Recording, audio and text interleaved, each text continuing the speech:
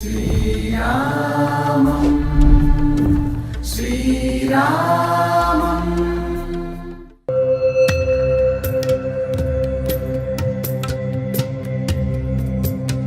అయోధ్యాపురంలో కేవలం రామ మందిరం మాత్రమే కాదు, వేల సంఖ్యలో చిన్న పెద్ద మందిరాలు ఎన్నో ఉన్నాయి. అందులో ప్రధానంగా మనం చూడాల్సింది అయోధ్యకి 15 కిలోమీటర్ల దూరంలో కనిపిస్తుంది.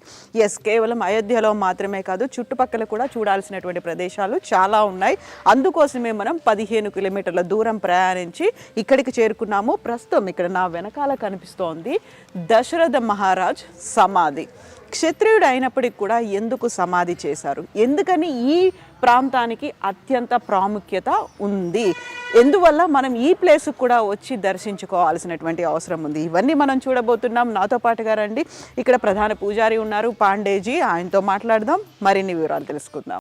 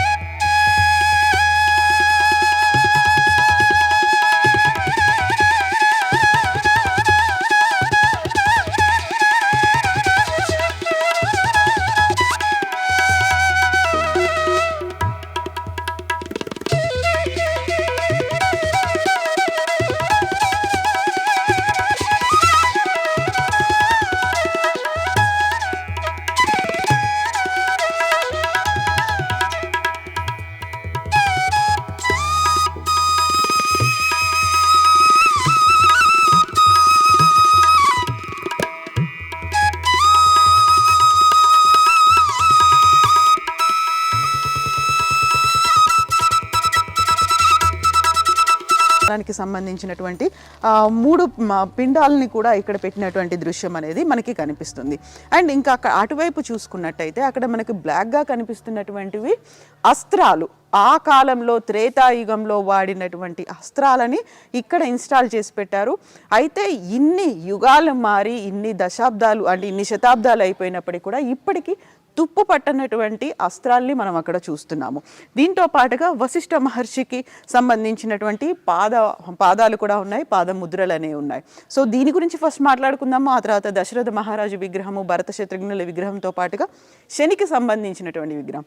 ఎందుకని ఇక్కడ దాకా వచ్చి ఇక్కడ దశరథ మహారాజు సమాధిని చూడాల్సిన అవసరం ఉంది. ఆ తర్వాత శనిదేవుడికి ఉన్నటువంటి ఇంకొక ప్రత్యేకత ఏంటి మనం మాట్లాడుకుందాం. మనతో పాటుగా ఉన్నారు పాండే గారు.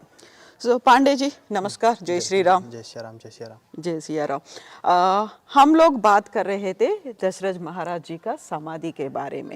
तो हमने कभी नहीं सुने कि क्षत्रिय होने के बाद समाधि रूप में हम क्यों दर्शन कर रहे हैं यहाँ पर।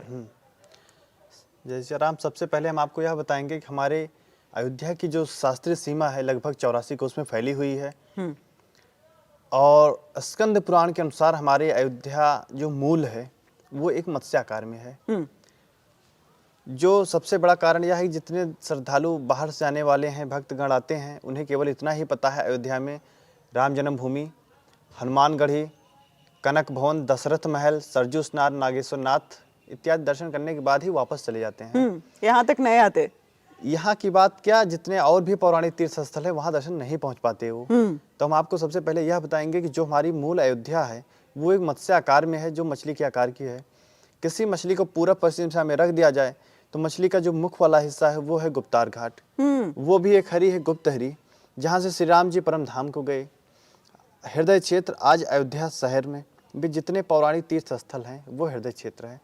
जहाँ इस समय हम सब खड़े हैं, जहाँ पे महाराज दशरथ जी का दाह संस्कार किया गया है, ये पूछ वाला हिस्सा है। ओके। जो दोनों पर होते हैं, एक नंदीग्राम भरत कुंड जहाँ पे भरत जी ने तपस्या किया था, दूसरा मख भूमि जहाँ पे महाराज दशरथ जी ने पुत्र प्राप्ति के लिए यज्ञ किया था, जिसे मखौड़ा धाम कहते हैं। यह हमारी मूल अयोध्या जो शास्त्रीय सीमा एक मत्स्य आकार में है। अब बात आती है कि महाराज दशरथ जी का दाह संस्कार यहाँ पर क्यों किया गया। ఇక్కడ అయోధ్యకి సంబంధించి చూసుకుంటే ఓవరాల్ గా ఆ స్ట్రక్చర్ అనేది ఎలా కనిపిస్తుంది అంటే ఒక మత్స్యాకారంలో కనిపిస్తుంది, ఒక చేప రూపంలో కనిపిస్తుంది. చేపకి ఒక ఫేస్ అనేది ఒక ముఖం రూపంలో ఉండేది గుప్తార్ ఘాట్.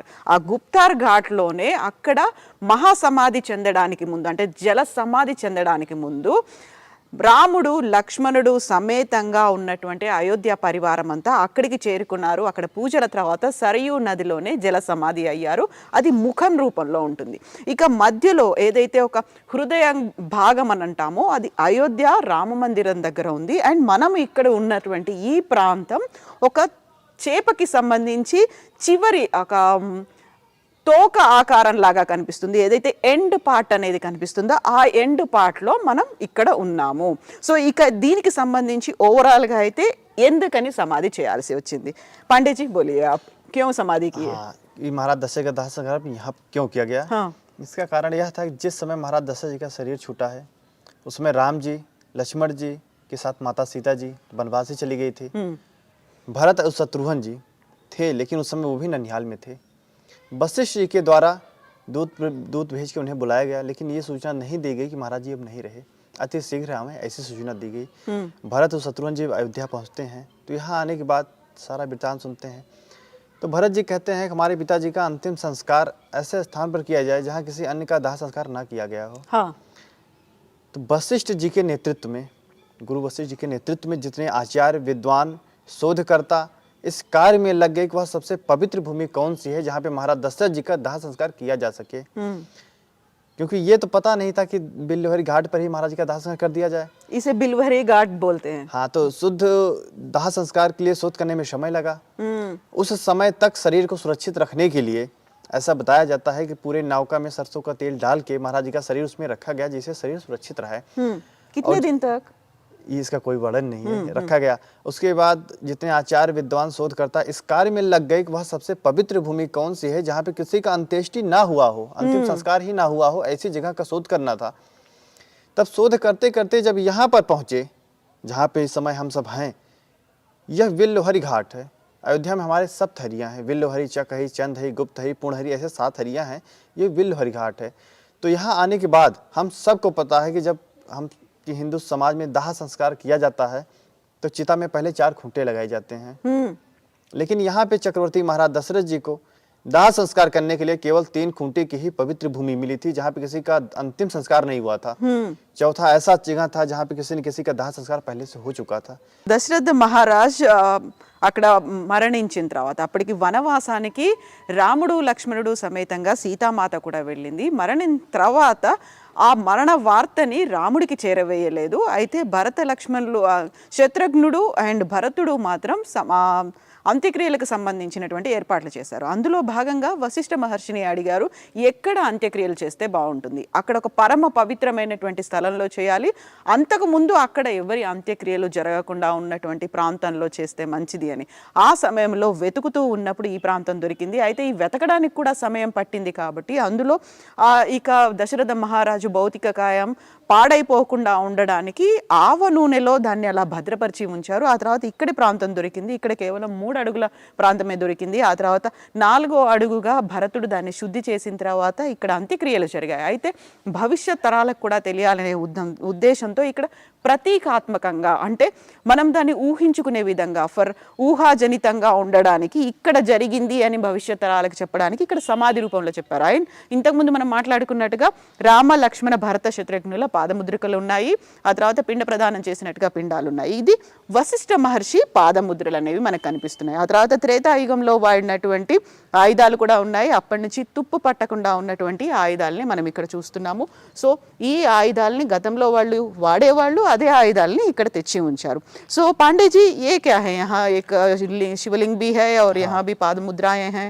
ये महाराज जी का ये तो पौराणिक समाधि स्थल है, ये शिवलिंग है, ये राम जी का चरण चिन्ह है, ये अलग से, ये दूसरा चीज है, वो मेन पौराणिक स्थल वो है. हाँ. ये डॉक्टर राम अवतार शर्मा जी हैं, दिल्ली के जो इस समय रामायण सर्किट के अध्यक्ष भी हैं. जहाँ जहाँ चरण पड़े रघुवर के, जहाँ जहाँ राम जी गए हैं या लौट के वहां से आई हैं, उन्होंने राम जी का चरण चिन्ह वहां लगवाया है. రామ లక్ష్మణ సమేతంగా సీతామాత రామ లక్ష్మణులు సీతామాత కలిసి లంకాపురి నుంచి అయోధ్యకి వస్తారు. ఆ రోజునే ఒక దీపావళిగా సెలబ్రేట్ చేసుకుంటారు. అయితే అదే రోజు తెలిసింది కాబట్టి రాముడు లక్ష్మణుడు సమేతంగా ఇక్కడికి వచ్చారు, పిండ ప్రదానం చేశారు, ఇక్కడ నమస్కరించారు. సో దానికి సంబంధించినటువంటి పాదముద్రలు అనేవి కనిపిస్తున్నాయి. ఇక ఇది ఈ ప్రాంతానికి సంబంధించి ఈ సమాధికి సంబంధించినటువంటి ఇంపార్టెంట్ పాయింట్. అయితే మనకి కనిపిస్తున్నటువంటి టెంపుల్కి సంబంధించి కూడా ఇంకొక విశిష్టత ఉంది, దాన్ని కూడా మనం మాట్లాడుకుందాము. ఇక్కడ దశరథ మహారాజు కనిపిస్తాడు విగ్రహం రూపంలో. అయితే విగ్రహానికి కుడి ఎడమల్లో భరత శత్రుఘ్నుల విగ్రహాలు కనిపిస్తాయి. దీంతో పాటుగా వశిష్ఠ మహర్షి విగ్రహం కూడా ఇక్కడ కనిపిస్తుంది. సో ఈ ప్రత్యేకత గురించి కూడా మనం మాట్లాడుకోవాలి. సో మనకి ఎదురుగా కనిపిస్తోంది దశరథ మహారాజు విగ్రహం, ఆ తర్వాత భరత శత్రుఘ్నుల విగ్రహాలు కూడా కనిపిస్తాయి. సో పాండేజీ इसका पुराण प्रामुख्यत क्या है? बीच में महाराज दशरथ जी हैं, हाँ. बगल भरत और शत्रुघ्न जी हैं, ये गुरु वशिष्ठ विराजमान है. क्योंकि उस समय राम जी लक्ष्मण जी वनवासी चले गए थे, तो इसलिए उनके विग्रह यहाँ पे नहीं है महाराज जी. అప్పుడు వనవాసానికి వెళ్ళారు కాబట్టి రామలక్ష్మణులు లేరు, ఇక్కడ వశిష్ఠ మహర్షి ఉన్నారు. ఆ తర్వాత దశరథ మహారాజు భరత శత్రుఘ్నుల విగ్రహాలని ఇక్కడ కుడి ఎడమల్లో ప్రతిష్ఠించారు. उसके बाद इस स्थल पे दर्शन पूजन करने का सबसे बड़ा महत्व है. अगर शनि ग्रह से कोई पीड़ित है, 7.5 या महादशा अगर किसी के ऊपर चल रही है, तो यहाँ दर्शन पूजन करने से शनि जी की विशेष शांति होती है, जिसका वर्णन ये पद्म पुराण में है. ఓకే. సో ఇక్కడ ప్రత్యేకంగా ఈ సమాధి దర్శనం తర్వాత దశరథ మహారాజును పూజించిన తర్వాత ఇక్కడ కనిపించేటువంటి శని విగ్రహం కూడా ఉంటుంది. శని విగ్రహానికి సంబంధించి ఎందుకు పూజ చేయాలి, విశిష్టతలు ఏమున్నాయని తెలియజేయడానికి పద్మపురాణం ఉంది. పద్మపురాణంలో ఇక్కడ ప్రత్యేకంగా ఉన్నటువంటి మహారాజ్ दशरथ का शनि को संतुष्ट करके लोक का कल्याण करना. సో మహారాజు దశరథ మహారాజు శనిని సంతృప్తి పరిచి లోక కళ్యాణం కోసం ఏం చేశాడు అనేటువంటి గాథ ఉంది. అది వివరించడానికి మనకు దీని పక్కనే శని విగ్రహం కూడా కనిపిస్తుంది. उसके बाद अगर इस स्तोत्र का पाठ नमः कृष्णाय नीलाय सिद्धकंठिनी भाईचा से लेके प्रसादम कुर्मे रेवु बरारो हम पागता, अगर इसका पाठ किया जाता है तो शनि जी उसके सदा अनुकूल रहते हैं. సో ఈ పద్మపురాణంలో వివరించినట్టుగా ఇక్కడ శనికి సంబంధించి ఒక శ్లోకం అనేది ఉంది. ఈ శ్లోకాన్ని మనమే స్వయంగా చదువుకుంటే, ఎలా అయితే విష్ణు సహస్రనామాలు లేకుంటే హనుమాన్ చాలీసా, రామచరిత్ మానస్ ఇలాంటివన్నీ మనం చదువుకుంటామో, అలా మనం దీన్ని కనుక చదువుకున్నట్టయితే శని ప్రభావం తొలగిపోతుంది, శని సంతుష్టం చెందుతారు అనేది పద్మపురాణంలో వివరించారు. సో దీంతో పాటుగా మనం పక్కనే ఉన్నటువంటి శని విగ్రహాన్ని మనం చూడబోతున్నాము. శనికి సంబంధించి ప్రత్యేకతలు ఏంటి అనేది మనం పాండేజీని అడిగి తెలుసుకుందాము. సో ఇక్కడ మనం శని విగ్రహాన్ని మనం చూస్తున్నాము. శని విగ్రహం ఎక్కడ చూసినప్పటికీ కూడా కళ్ళు ఓపెన్ కనిపిస్తాయి. ఆ విగ్రహానికి సంబంధించి శని గ్రహానికి సంబంధించి కళ్ళు ఓపెన్ ఉంటాయి.